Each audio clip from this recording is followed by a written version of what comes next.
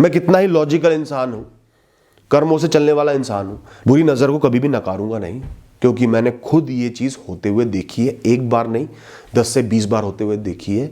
एक बार कोइंसिडेंस हो सकता है, बार बार नहीं हो सकता।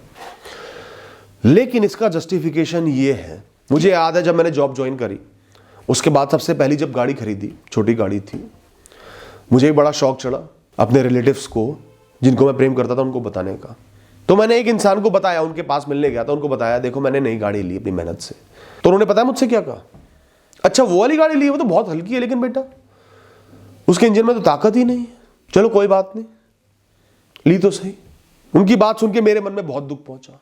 उस दिन से मैंने फैसला किया है कभी भी ऐसा शो ऑफ नहीं करूंगा या अपनी खुशी को ऐसे जाहिर नहीं करूंगा।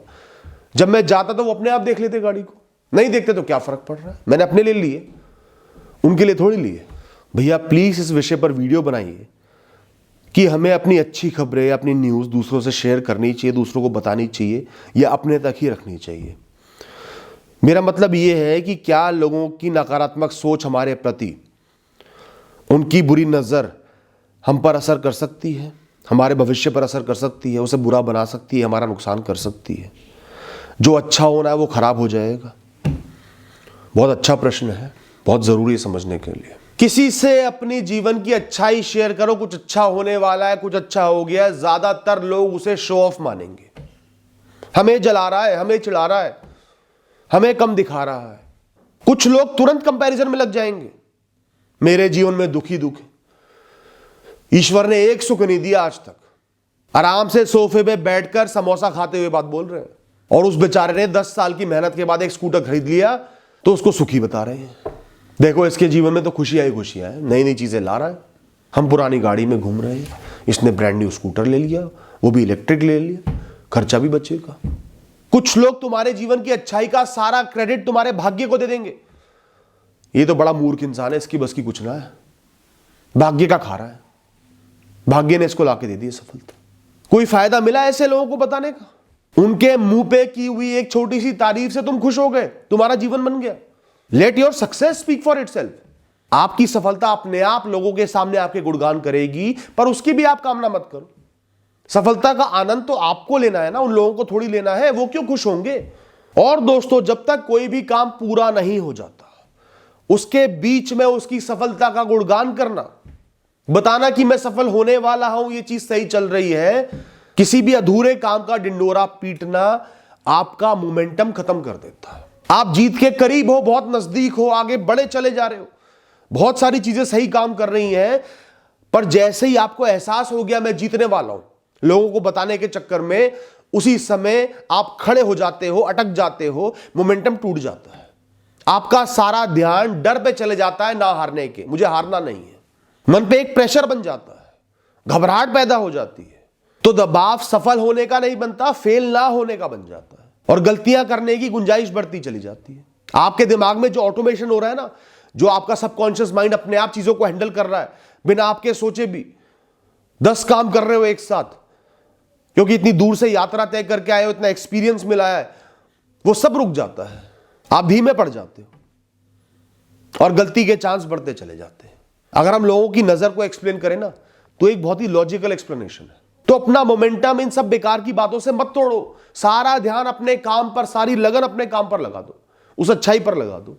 मैं ये भी नहीं कहता कि गुन्ने बन जाओ, खुश होना चाहिए, खुश हो, कोई सफलता मिल गई है बिल्कुल खुश हो। खुशी सबसे पहले अपने आप से जाहिर करो, अपने आप को बताओ मैं खुश हूं, ये चीज सही हुई है, ताकि आपके सबकॉन्शियस पे, आपके अवचेतन मन पे वो बात रजिस्टर हो, खुशी रजिस्टर हो कि मुझे खुश होने का हक है, जीवन मुझे खुशियां दे रहा है।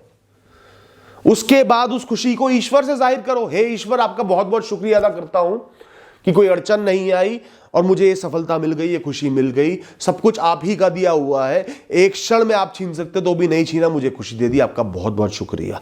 और तीसरा शुक्रिया अदा करना है इस दुनिया के लोगों को। कैसे करना है? जरूरतमंद लोगों की मदद करके। 20 लोगों को, 21 लोगों को खाना खिला दिया, कंबल बांट दिए, कपड़े बांट दिए।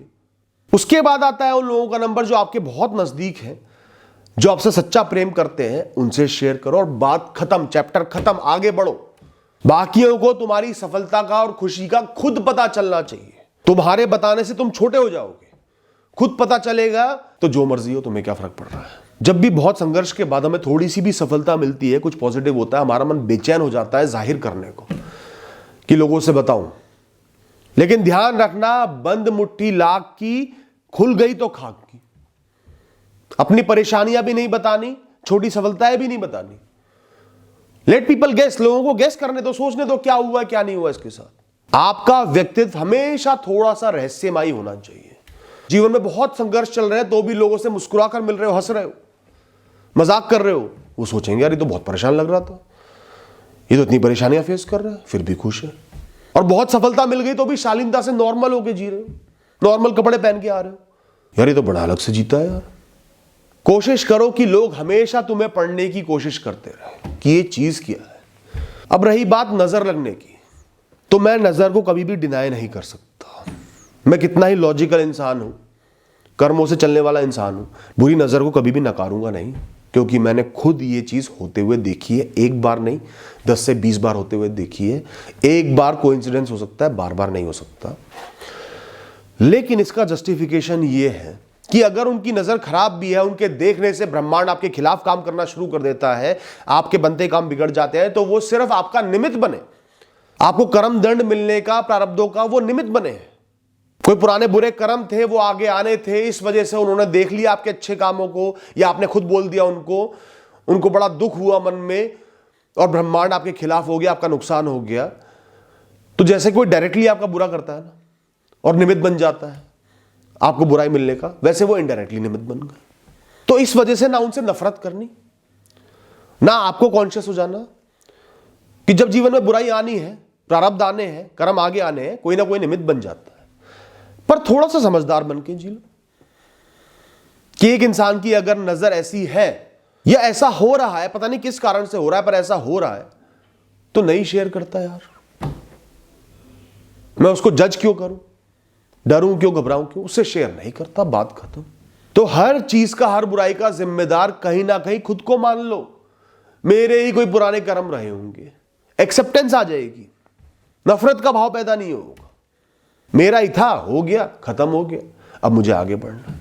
आपने कोई चीज ली, नया गैजेट खरीदा, नई गाड़ी खरीदी, तो जिसको देखना है वो खुद देख लेगा, जिसको ध्यान देना है वो खुद ध्यान दे लेगा, और जिसको ध्यान नहीं देना है वो देख के भी अनदेखा कर देगा, उसको बताओगे भी तो भी अनदेखा कर देगा या नुक्स निकाल देगा। आपका मन, आपका मुंह एक तिजोरी है दोस्तों, उसके अंदर सोना है, खरा सोना है, उसको बर्बाद नहीं करना।